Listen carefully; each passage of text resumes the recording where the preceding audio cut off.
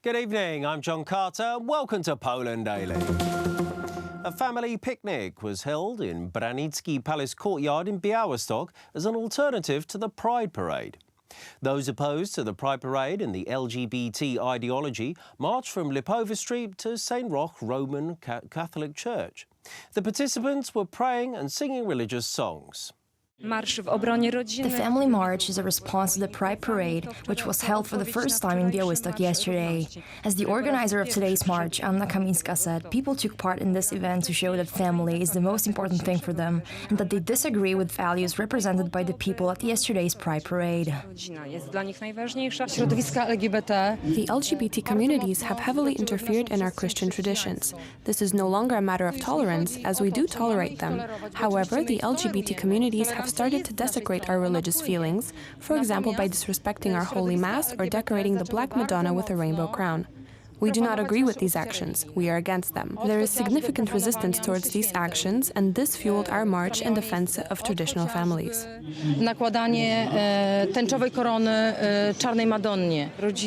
Family is very important to me. I am a mother myself and believe that, first of all, families must be protected at all costs. Secondly, family rights must be established. They must be protected from the demands made by the LGBT communities, which aim to change and alter them. These marches in defense of families are also in defense of the rights of parents who are slowly being stripped of them. Marsze w obronie rodziny to są marsze również w obronie praw rodziców. W tym dzisiejszym marszu Many people for whom Christian values are very important took part in today's march in Białystok together with their children. During the march, people prayed with the rosary. The organizers want marches like this one to be held in Białystok more often. Left-wing politicians and columnists are blaming the Catholic Church, as well as the ruling Law and Justice Party, for the incidents that occurred yesterday at the Pride Parade in Białystok.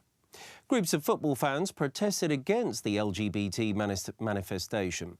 Skirmishes took place which forced the police to intervene, with 20 people being detained. We stand in solidarity with the people beaten in Białystok. This violence is the effect of the last 4 years of hate propaganda and acceptance of violence. Poland has to be better. A country must protect people who are beaten and efficiently fight those who do the beating and spread the hate.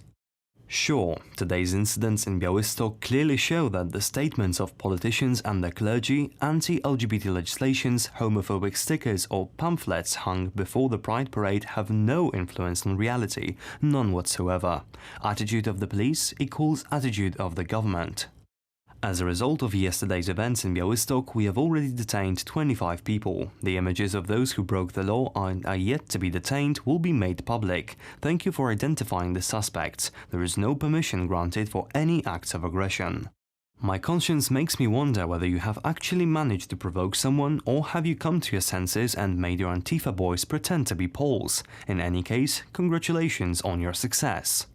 Some Twitter users accuse the football fans of brutal behavior towards the participants of the march. However, there is a growing suspicion that the particularly active counter-protesters were simply provocateurs coming from left-wing groups. Those suspicions are supported by the fact that the punches and kicks thrown at the protesters were staged and look far less imposing when watched in slow motion.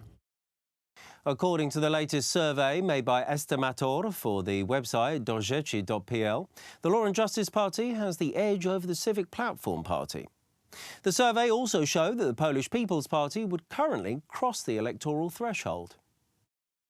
In the first scenario, results were calculated with no opposition coalition. The Law and Justice Party would win the elections with 45.3% of the votes. 28.9% would vote for the Civic Platform Party. The Polish People's Party would take third place with 5.2% of support.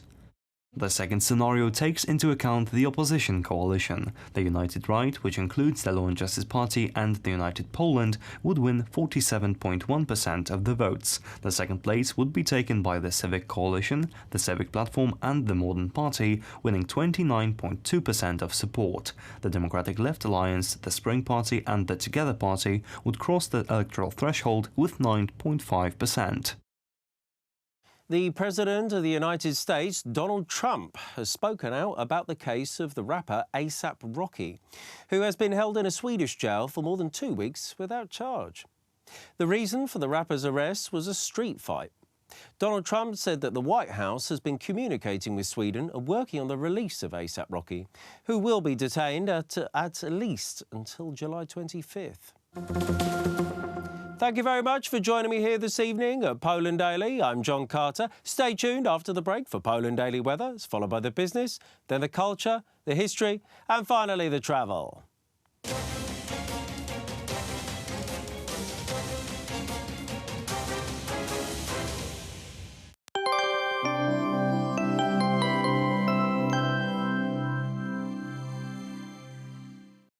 Good evening, I'm Paulina Adlerstein and welcome again to Poland Daily Weather. Tonight the temperatures will vary from 16 degrees in Białystok and up to 21 degrees around Wrocław. Quite a bit of showers with possible thunderstorms might be appearing in many places. 18 degrees will be seen in Warsaw, and it will be also quite cloudy as we can see tonight. Now let's check what will happen tomorrow.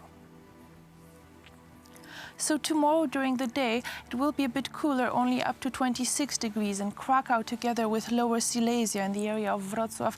25 degrees will be noted in Katowice, together with Zielona Góra. And even though we are expecting quite a bit of sun tomorrow, there will be also some heavy rain in Białystok, also around Koszalin might be some thunderstorms, and Bydgoszcz will be very cloudy tomorrow. 22 degrees are expected in Warsaw. And this is all for now. Thank you.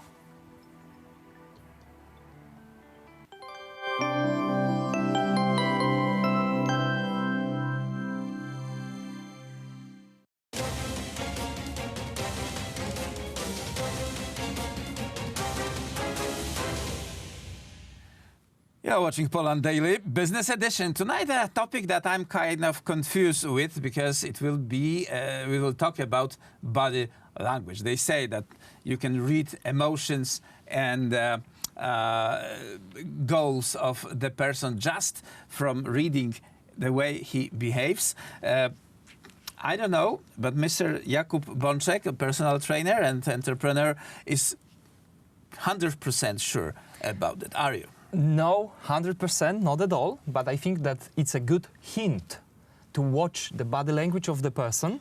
It doesn't mean that the person is closed when he or she is sitting like this. It doesn't mean, because maybe it's cold, okay? But it's a nice observation, and you need to check it, to maybe double check it. And it's a hint for you that maybe this person has some issues with openness. I'm really behind in this field. I was told that this keeping your fingers like that means that you are focused, very intelligent, and open for discussion. No, I believe that now... I mean, that sounds like a joke. Yes, it is a joke, and I think that many people today, they think that this is a kind of manipulation. There were some, let's say, experts... Angela Merkel, yes, like, for example. Doing this way. For example. Yeah, I really believe that what you talk is more important, that the body language is also a part of your communication. So I believe that it's good to use it in a very awareness, to be aware what you do with your body. It's also very important. Okay, so let us do some educational content to this program and try to tell people, how can we know that someone is not being honest with us? Okay, we say in psychology that you have to find out if there are similarities between what you say and how you behave. So, for example, when somebody is talking in a very enthusiastic way, but his body is very calm, maybe something is wrong here. And also opposite way. When you talk, for example, about calmness, and that you are not guilty, but your body is moving a lot, there is not adequate connection between body and what you talk.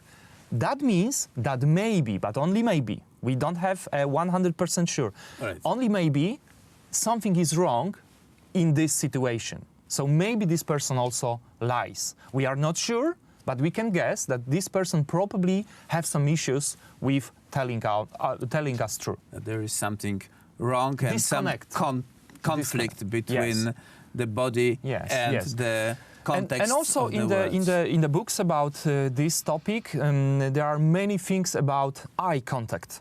So when a person doesn't look at all on you, maybe it's introvert. This is one of the possibilities. But second possibility is this person doesn't say true. Yeah, this person doesn't say true. Maybe. Those specialists of body language had issues or problems with the people from other cultures, where for example, the looking into eye of someone is considered offensive. Yes, it's true. It's true. For example, in Turkey, it's quite usual that we are coming very close to the person, even if we don't know each other. And for many Europeans, for many Polish, this is a little bit like, offensive. And we need a more space. This distance is not very welcomed. Okay. Yes, we talk about proxemic. Proxemic is a part of a body language, let's say, philosophy. And proxemic is about distance, which we use to be together when we talk. But in another cultures, this distance is different, of course. Right. If we go to Asia, for example. Yes. They need more space. Like they need more space. Japan, China. Yes, and then they don't like to touch each other. They don't like. Sometimes we even joke that they bow a lot to show that they need some space, so don't be too close to me. Okay, so that's a different story. Another hint that I've heard is that if you talk to someone and you want to persuade him, you should adopt the same... yes, like a mirror. Right, just to say we are the same, we bodies, we move the same way. If you look this way, so is that something real? It could help, but I would say this is 5% of the thing.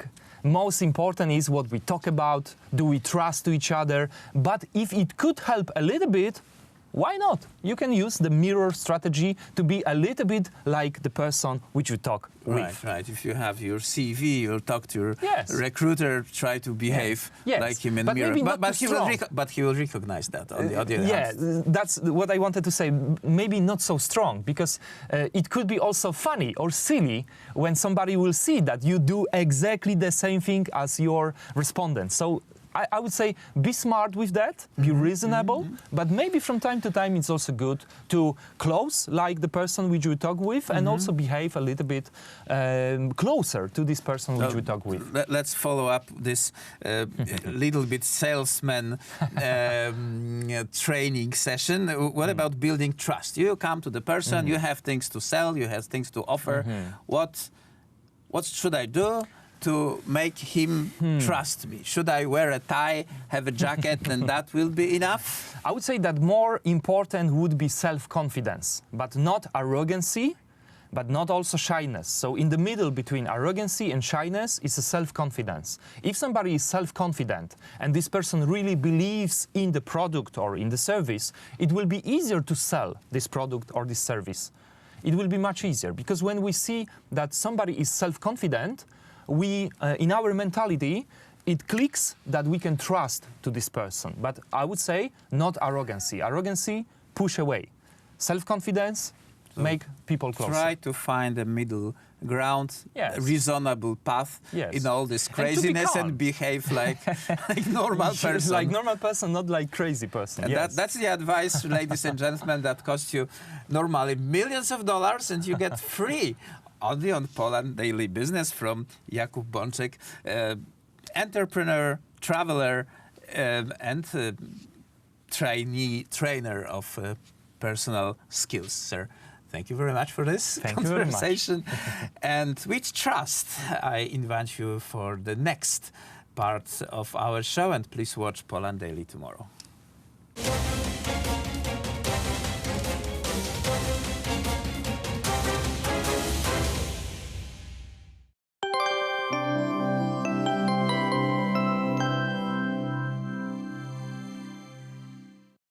Good evening, welcome again to Poland Daily Weather. Let's start with tomorrow in Poland.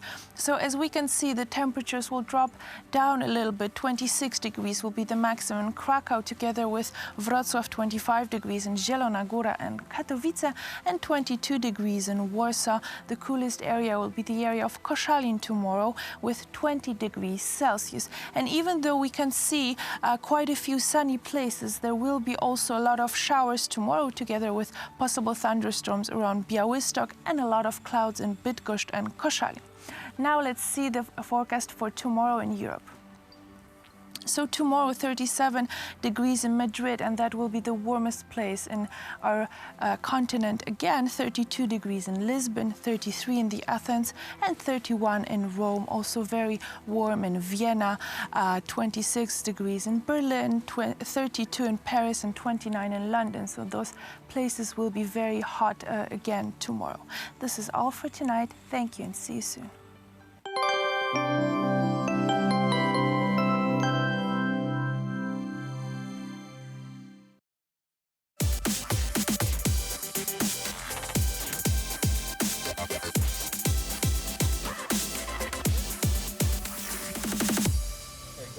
Welcome to Poland Daily Culture. I'm John Carter. And I'm Paulina Odrstein, and today we're exploring the Museum of Anna and Jarosław Iwaszkiewicz in Podkowa Leśna.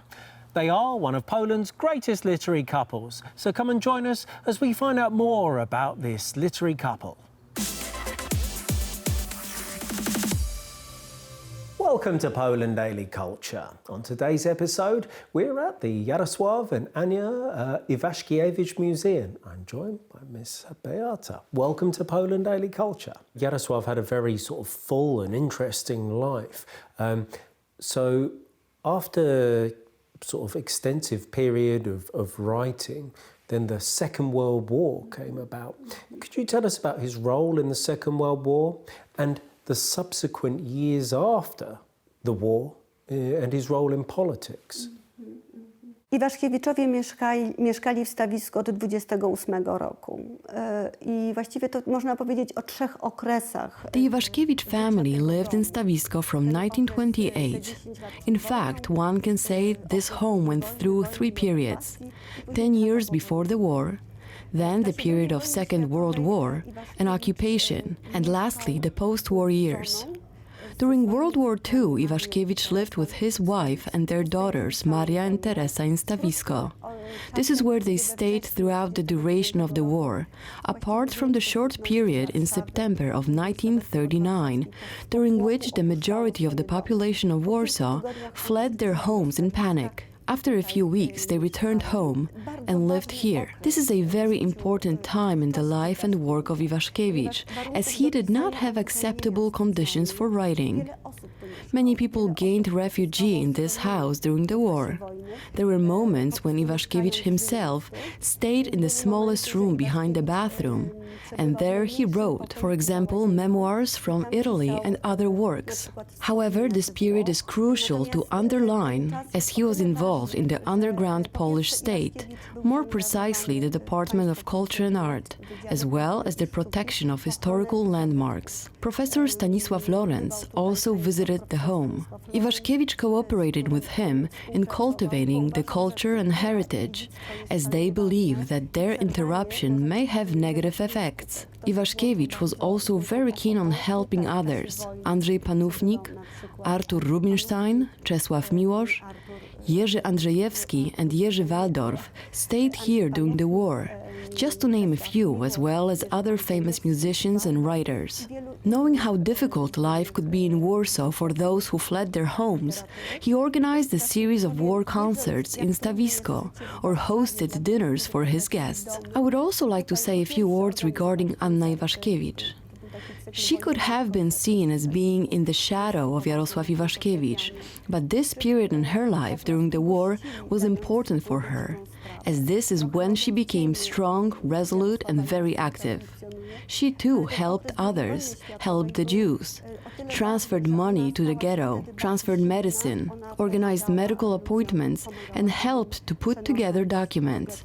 She had an acquaintance in the office in Brwinów who created those documents which essentially were a pass for life. These things were priceless then, because as we know, for helping Jews in Poland during this period of time, one could be faced with death. Pomoc Żydom w Polsce w czasie II wojny światowej groziła śmierć.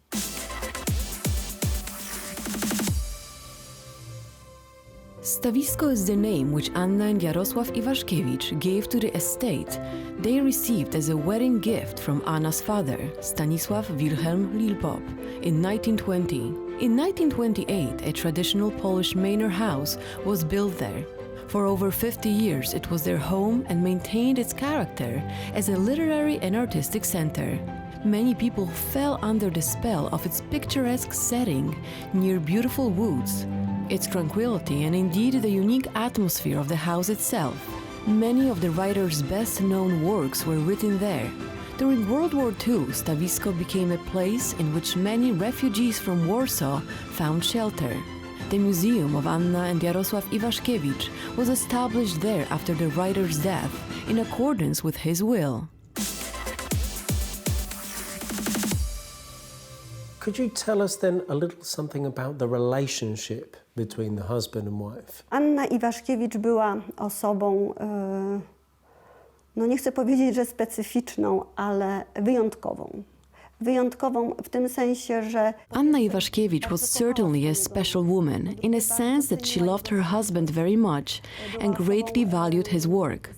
She was a person who knew the arts, knew music, and would truthfully assess the value of his work properly. She read a lot, translated the works of Marcel Proust and Joseph Conrad, wrote critical literary sketches. On the other hand, she was very involved in everyday life, involved with the house as well as helping people in the area. She was involved with the house not in the way of running a household, as she did not have such predisposition, but willingly took care of grandchildren, organizing trips to the seaside, to the mountains. She was certainly an uncommon figure.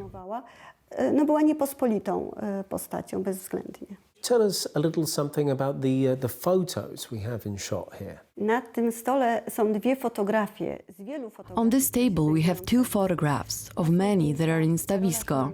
These photographs portray Karol Szymanowski and Queen Elizabeth, the Belgian queen who visited Stawisko in the year 1955. While speaking of Stawisko, its history, one should also mention the receptions which took place here. Iwaszkiewicz regularly organized parties, for example on the occasion of Anna's name day or a wedding anniversary. I also mentioned Stawisko during World War II. These notable people would come and go. One of them was the Belgian Queen Elizabeth, who, as aforementioned, visited in 55. She came to the Chopin competition to Warsaw and visited Stawisko too. Arthur Rubinstein also made his way to Stawisko, and there are traces of his visits among many, many others. No i wiele innych osób.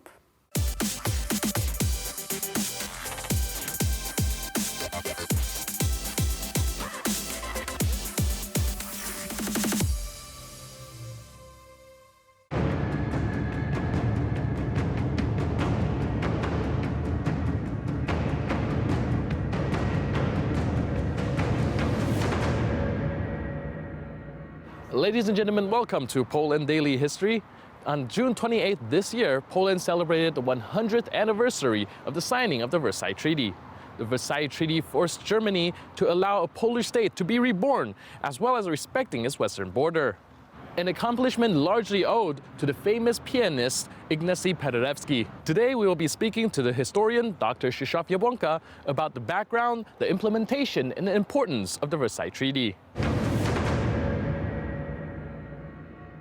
For the Versailles Treaty to be upheld, the war has to be won. And I was wondering, what are the Polish side's effort during the war? Who did they fight for? What are the scale of their troops?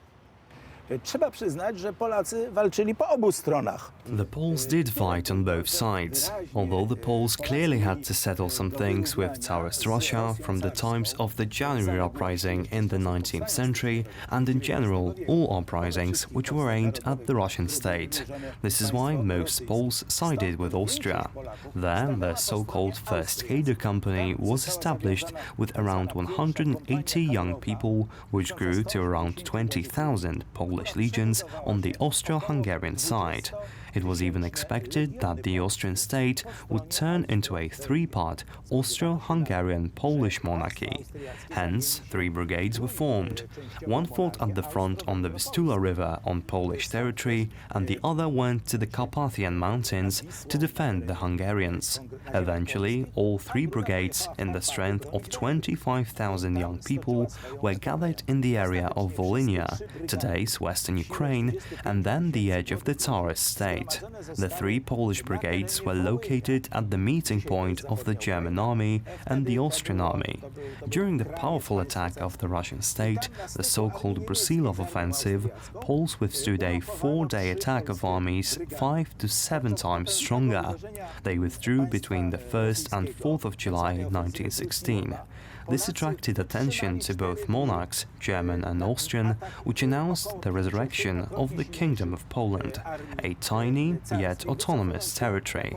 This land had the right to have a Polish armed force, which was quite scornfully called the Polish Wehrmacht.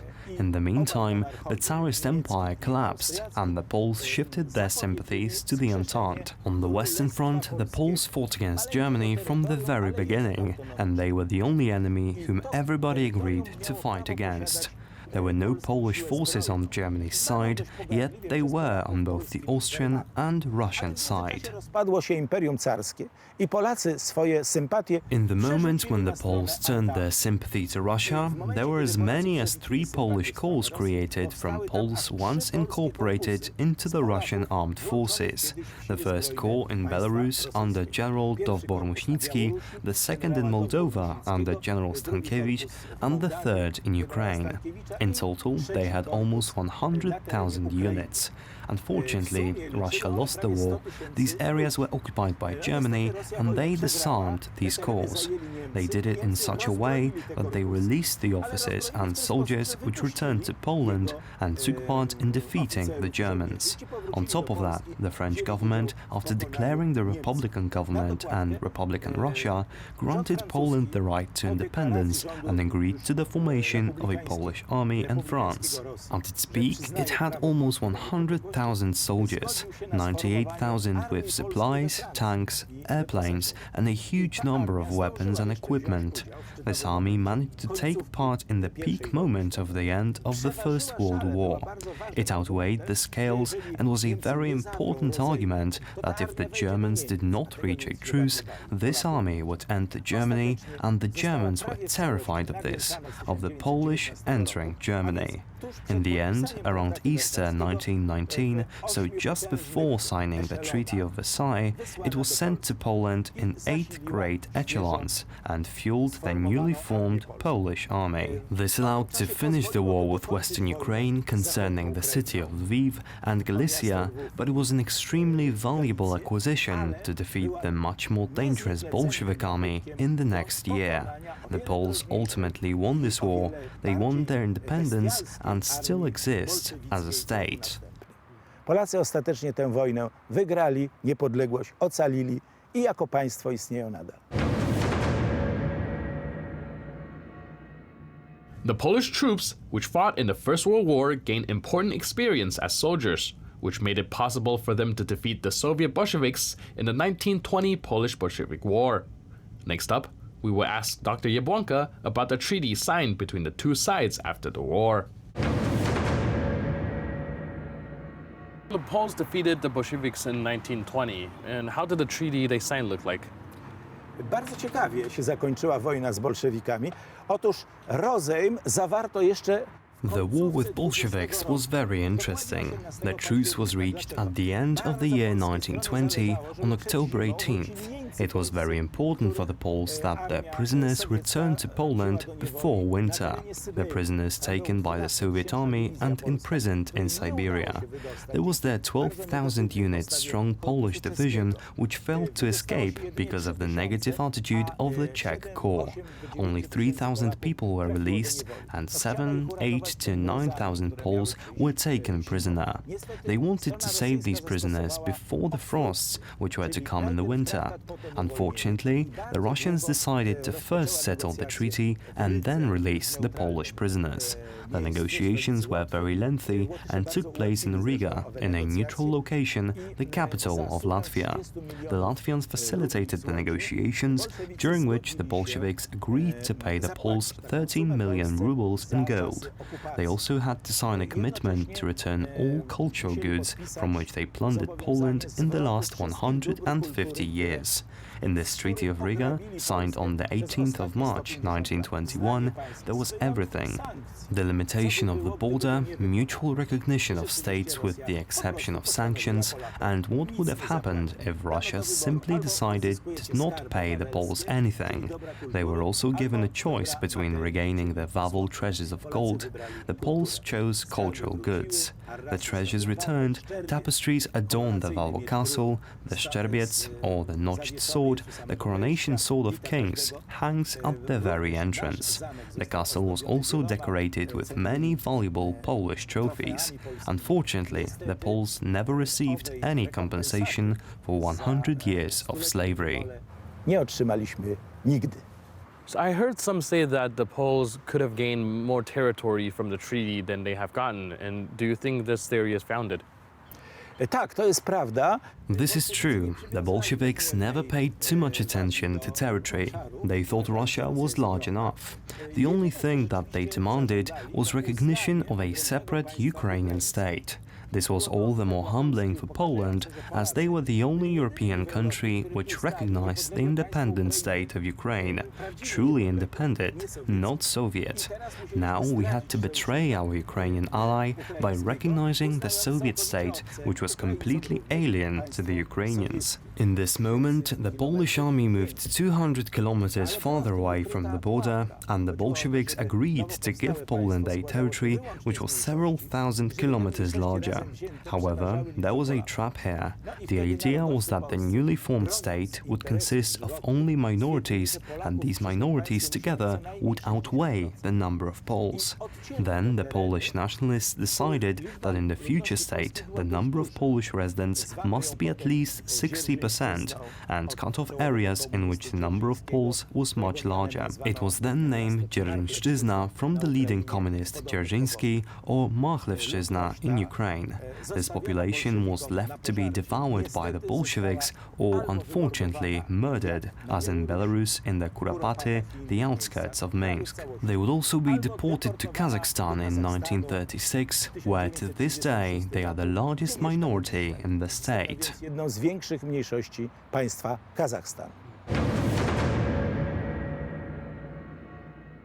As we have seen today, the Versailles Treaty was crucial for Poland to reappear on the map after 123 years of partition by Russia, Prussia, and Austria. The Polish delegation to Paris had to work hard to convince the great powers to draft a treaty that's favorable to Poland. It was made possible by the excellent cooperation between the three fathers of Polish independence, Piłsudski, Dmowski, Paderewski, showing just how much can be done by working together. I'm your host, Benjamin Lee. Now see you next time on Poland Daily History.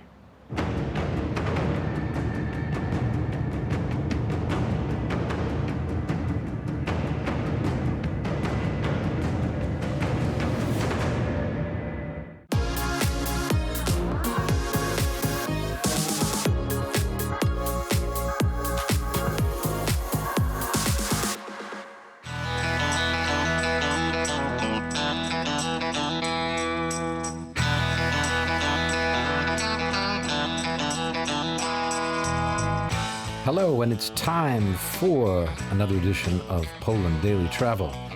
This time we're taking you to Płock. That's right, that ancient capital of Poland, northwest of Warsaw. It's only 100 and some kilometers, but it's almost a world away from the hustle and bustle of the nation's capital. Płock is famous for its situation on a bluff high above the Wisła. Its cathedral is known as one of the 5 oldest churches in Poland. Its location is at a junction of ancient shipping routes, which made it a very important medieval city. Nowadays, it is the home of the Museum of Mazowsza with its excellent collection of Belle Epoque furniture. And that's before you even consider the city's most original asset. And that asset is the longest pier on a river in the whole of Europe. The pier extends out into the wide Vistula and provides a natural harbor for smaller boats, mostly pleasure craft and some smaller fishing boats. So when you're in Warsaw, Płock is not that far away. It's an enjoyable day out. You'll have to get your car. There's no train service there. you might take a bus, but it's worth it to see the beautiful countryside between Warsaw and Płock. So stay tuned as Poland Daily Travel takes you to the princely city of Płock. Poland Daily Travel, your favorite travel programming about Poland. Hello, everybody, and welcome back to another exciting edition of Poland Daily Travel. Well, we're in an exciting place today. It's called Płock. Well, it's spelled P-L-O-C-K. There's a very noisy fountain over there. Very expressive. We'll get to it in a second. I'm standing next to a figure of a woman from the 1920s era. This is an example of what a lady would have looked like at this time. And the reason we're standing here is because behind me is the Museum of Mazowiecki County in Płock. And it is full of items related to about 100 years ago, which is kind of nice. It just happens to be 100 years ago, this sort of stuff that we're going to be seeing. So we're going to go in and we're going to have a look. But what is Płock? Well, one of the things you need to know about Płock is it was the first capital of Poland. That's right, for about 50 years, 50 to 60 years, but almost 1,000 years ago. So that's before Krakow, before Warsaw. When Warsaw was just a little village, Płock was sitting here on a high bluff above the Wisła, or the Vistula, as we say in English, the Wisła in Polish, was sitting here in a commanding position on a trade route. This big tenement behind me was built in the 1920s by a gentleman who ran a trade on the river and decided to erect this fine building. This is in the interwar period, so it was quite a big deal right after World War I to start rebuilding in Poland and to create such a marvelous building. It would have been quite a thing at this time, and it still is today. You don't see a lot of buildings in this kind of preserved in this kind of way in the smaller towns in Poland. It's something you would expect to see more in Warsaw, Poznan, Krakow, Gdansk, the bigger cities of the country. So it's quite a nice building. I'm very excited to go inside. We're going to leave our friend out here, this lady who is called Mira Ziemińska Szczegierzyńska, of course, just a citizen of Płock. At any rate, they're waiting for us inside. So I think, without further ado, let's begin our fantastic journey to Płock, the first capital of Poland about 1,000 years ago. Stay tuned to more from Poland Daily Travel. My name is Will, and we're glad to see you. Stick with us. And you too. Hello, everybody, and welcome back. I just wanted to say that I made a mistake. I absolutely butchered the name of this estimable lady who, and I have somebody who's going to correct my mistake. Would you? I think they heard me inside, and they sent this lady who's actually Margosia, what last name? Szatkowska. Szatkowska, who is a curator in the museum. We are very lucky. And what is this lady's name? Mira Ziemińska-Sygietyńska. Okay, Mira? Ziemińska. Ziemińska? Sygietyńska. Sygietyńska. Okay, Great. I wasn't even close, folks. It was terrible what I said. So I apologize. Even if you're a statue, somewhere your spirit was being very annoyed with me. At any rate, she was an actress and she was doing what here? Why is she affiliated with this building? Because we have a connection with the group, dancing group, which owner was her husband, and after her death, we are owner of part of her heritage. Oh, great. We had a temporary exhibition of their items of her apartment. Oh, okay. Yeah. So, and she was from the city, from Płock. Yeah, so she's a famous person in Yes. Płock, as an actress and a dancer, and etc. Okay. Now I have been respectful to the memory of this dear lady, and we're going to go inside with Margosia and see some of this fabulous museum. I can't wait. It's exciting. Come on, let's go. Stay with us, Poland Daily Travel, with me and Małgorzata.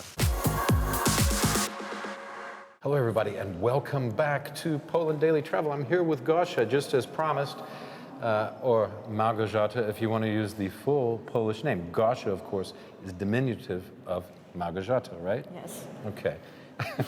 I got that right. Yeah. And we're here inside the museum, and this is a kamienica, which is Tenement, a yes. tenement or a building, actually, yeah. And we're standing in the courtyard that would have been, you would come in from the street to this courtyard 100 years ago, right? Yes, 100 years ago, this building was built in 1911. First of all, it was tenement house, but... What does tenement mean? It just means a place where people live. Yes. Because in English, tenement has some connotations that it's dilapidated, that it's old, and it's not in good shape. Whereas this is in great shape, and it would have been super building at that time. Yes, yeah. but our museum moved here to this settlement almost 15 years ago. Okay. To this tenement because our Art Nouveau collection corresponds with this architecture from Art Nouveau period. What is Art Nouveau? Can you tell us a little Art bit Nouveau, basic stuff about it? Art Nouveau, so I can keep up. Yeah. Art Nouveau was a style, international style of the turn of 20th century. It starts in diverse cities of Europe, Vienna, Krakow, Munich, London, etc., etc. It was deeply connected with nature. The young generation of young artists wanted to create new art, kind of beginning of modern art, based on the inspiration of nature. But they want to rise up the things, the items from everyday life. The standards yes, of the everyday life? Yes, maybe? yes. Is that the idea? That's why now we call it applied art. So Okay. the items which we used in everyday life, but they wanted to create from these things an art. Okay. Like a painting, like a sculpture. So a unified kind of art about everyday life, and yes, that's every spoon, and making the whole thing artistic, yes. not just getting by, but yes. creating. Not only by a craftsman, but is it by a lifestyle? Is that what we're talking about? The first lifestyle, in some sense. Maybe yes. It's That's just occurred to me. I don't know, but yeah. It's kind of lifestyle, and you can see on our exhibition how it looked. Because all interiors of apartments were created in this special curly line style. Curvy lines? Curvy line, sort of, wavy, dynamic. Okay. So it's the most characteristic motifs of Art Nouveau. And of the Belle, what does Belle Epoque mean? The beautiful era, right? Yes. Beautiful time. Beautiful time, beautiful spirit. Okay. Yeah. Because it was also very sensual time. That sounds exciting. Yeah. Yes. I like that. Nietzsche, Schopenhauer, they create also the kind of thinking in that time. Yeah. So it was a time of great trying to reinvent the way of living and thinking about life. Yes, thinking about life, thinking about what will happen after you die, how it looks like, what is the sense of the life. But the Art Nouveau, it was a style deeply connected with the items, with things, with art. Artists wanted to create reality with beautiful things, with aesthetic way. So in the past, art was reserved apart from life. Yes, it was reserved for special class for special of people. class, for aristocracy, for kings, queen. And 19th century is so special time that the bourgeoisie came to cut off a part of that for themselves, carved out a chunk. Yes, and art is not only reserved for high society, but for everyone who have that sounds great. Money. or not, because they could see it in the streets. It was brought to the booth. Okay, so stick with us. We'll be right back. Now we're going to go and see some of these objects and some of this way of life, which is beautifully preserved in this museum for people like us today. We'll be right back with more of Małgorzata and me.